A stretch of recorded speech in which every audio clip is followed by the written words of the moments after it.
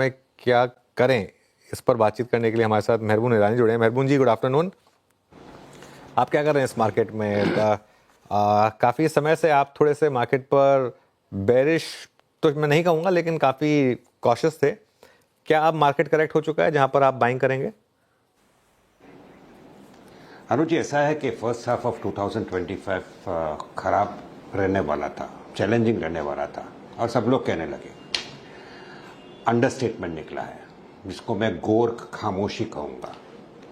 I think investor जो 2020 के बाद आया, काफ़ी सारे आए और काफ़ी सारे younger generation of portfolio managers है and whole lot of cowboys है in the mutual fund industry. I think शायद उन्होंने पिछले 5 साल में ऐसा फॉल देखा नहीं है। आई थिंक ये लास्ट फॉल हुआ था कोविड के टाइम, और कोविड के बाद काफ़ी सारे इन्वेस्टर्स आए थे, काफ़ी सारे फंड मैनेजर्स भी आए हैं। I think they have never seen such a fall. Has the market बॉटम्ड out? शायद शॉर्ट टर्म बॉटम बना होगा, मुझे पता नहीं है, लेकिन नॉर्मली मेरा अनुभव है पिछले 25 साल के आसपास से कि पैनिक हुआ है, शायद ब्लड बाथ नहीं हुआ है। और नॉर्मली बॉटम बनता है जब ब्लड बाथ होता है। ब्लड बाथ का मतलब है कि अनुज जी कहेंगे मार्केट में रहना नहीं है, डीमैट अकाउंट बंद कर देना है, ऐसा ना, कभी स्टॉक मार्केट का बात मत कर। आप कहीं जाते हो, लोग आपके पीछे आते हैं, लेकिन पब्लिक आपसे दूर भागेगी, कोई आपसे स्टॉक मार्केट की बात नहीं करेगी। That is blood bath. ये हुआ है, I am not very sure, लेकिन इतना कहूँगा कि over the last many months 2-3 चीज हुए जो, let's be very honest, we did not notice it. Number 1, काफ़ी सारे प्रोमोटर्स ने अपने खुद के स्टेक हल्के किए थे। नंबर 2, काफ़ी सारे प्रोमोटर्स ने हाई वैल्यूएशन का फ़ायदा उठा के QIP किया, प्रेफरेंशियल अलॉटमेंट किया। At the same time there were whole lot of over hyped, highly publicised frenzy जो था IPO के पीछे, unknown companies at high valuation, और पब्लिक ने पैसा डालते गए। This 3 typically happen when markets get overstretched on the higher side.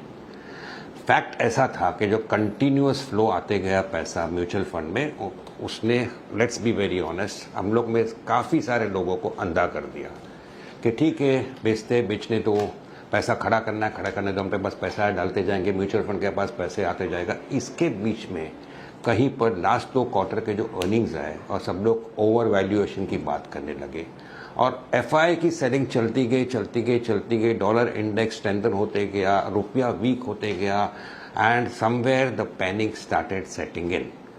रोज का 3 रिकमेंडेशन जो आता था, अभी हफ्ते में 1 रिकमेंडेशन बाय का नहीं आता। सब लोग बोलते चलो हल्का होता हूँ।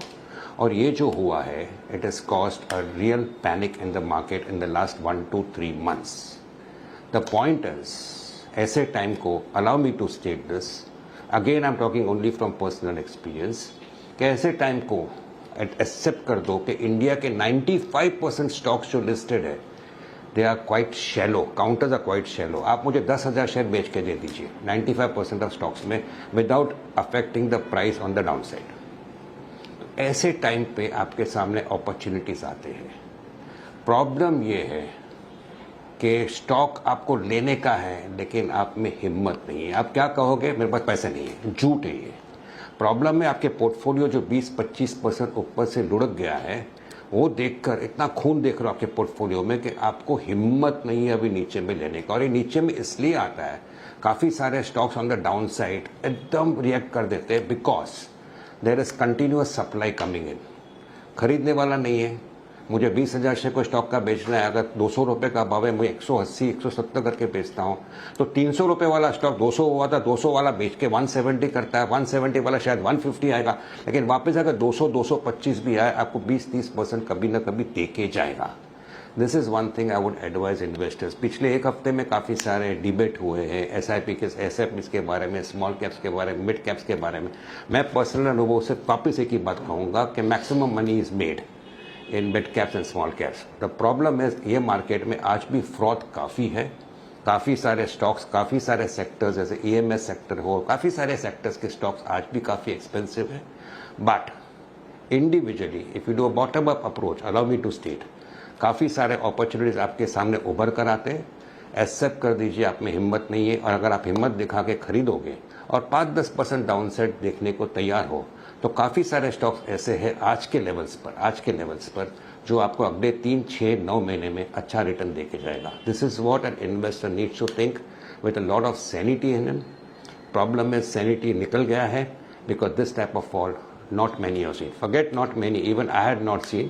After COVID, I don't think even I had seen it. Let's be very honest. Because अगर 20-25% पोर्टफोलियो घिस जाता है 15 दिन, 20 दिन, 25 दिन, 30 दिन में, it is not easy for you to think rationally.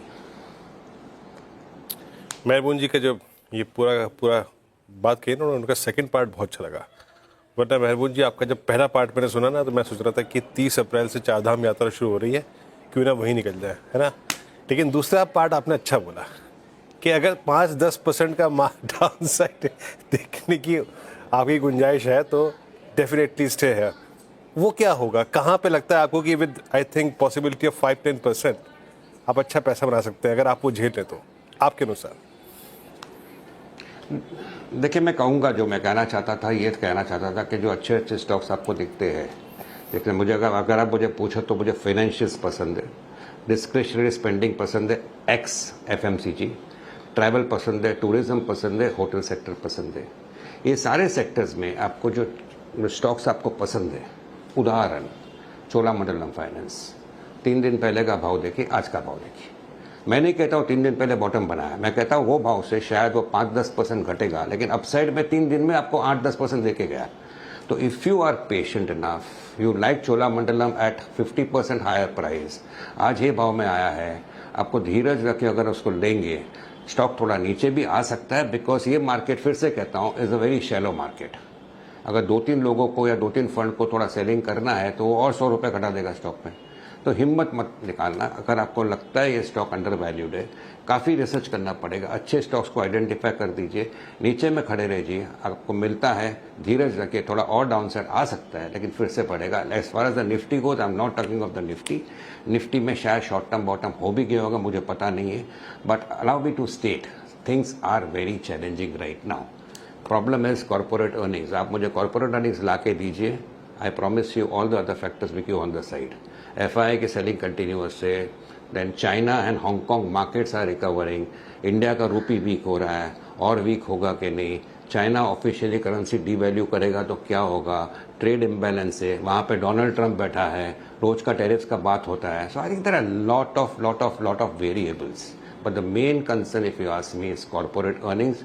अगर आप मुझे कॉर्पोरेट अर्निंग्स ला के देते हो, गवर्नमेंट स्पेंडिंग करती है, मॉनसून अच्छा आता है, रूरल स्पेंडिंग इंप्रूव होता है, थोड़ा अर्बन कंजम्पशन इंप्रूव होता है because of the tax benefit in the budget, 2-3 quarter के बाद corporate earning start improving, I promise you that you will see first half of 2025 somewhere was a buying opportunity.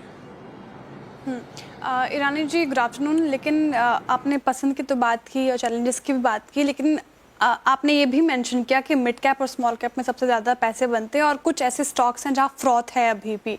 तो वो कौन से stocks हैं जो अभी फिलहाल अवॉइड है ऐसे मार्केट में? अवॉइड मैं कहूँगा काफ़ी सारे स्टॉक्स हैं. आई थिंक काफ़ी सारे स्टॉक्स अक्रॉस मेनी सेक्टर्स. जैसे मैंने उदाहरण का EMS, आई थिंक मैं उदाहरण दूंगा, 7-8 साल पहले शायद आप ही के चैनल पर मैंने कहा था कि DMart is an highly expensive stock और द बेस्ट मैनेज्ड कंपनी, लेकिन ये स्टॉक आपको यही भाव में 7-8 साल के बाद दिखेगा. GMM Pfaudler के बारे में भी वही कहा था, very good company. The problem is the companies are not at fault, the stocks are at fault. तो आज के लेवल पर भी मैं कहूँगा काफ़ी सारे EMS कंपनीज हैं. I think they are at levels, मुझे नहीं लगता कि आपको 3 साल के बाद कुछ अलग भाव देखने को मिलेगा, शायद वही भाव देखने मिले. But there are stocks where earnings are good, they belong to good sectors, जो नीचे आ गए बिकॉज वन साइड सेलिंग हुई है मार्केट में. और जब भी वन साइड सेलिंग होती है, आई थिंक जिसमें भी हिम्मत है खरीदने का वो भी हिम्मत घुमा देता है. तो एक साइड सेलिंग आती है, मुझे एग्जिट ही करना है, तो suddenly artificially you get prices which are very low. तो जो स्टॉक्स आपको पसंद है, जो मैंने सेक्टर का, कंज्यूमर डिस्क्रिशनरी है, ट्रैवल है, टूरिज्म है, होटल सेक्टर है, I think this are the sectors जहाँ पे आपको फिनेंशियल्स है. I think you have to look out for opportunities, wait for lower prices, go and buy it. बाद में जो होता है मत देखो 1 महीने 2 महीने के लिए, 3, 4, 5 महीने के बाद you will see the stocks at much higher levels than at levels at which you had bought. चलिए मेहरबून जी, बहुत बहुत शुक्रिया, आप इस कार्यक्रम में शामिल हुए और सभी मुद्दों पर बातचीत की आपने, बहुत बहुत शुक्रिया.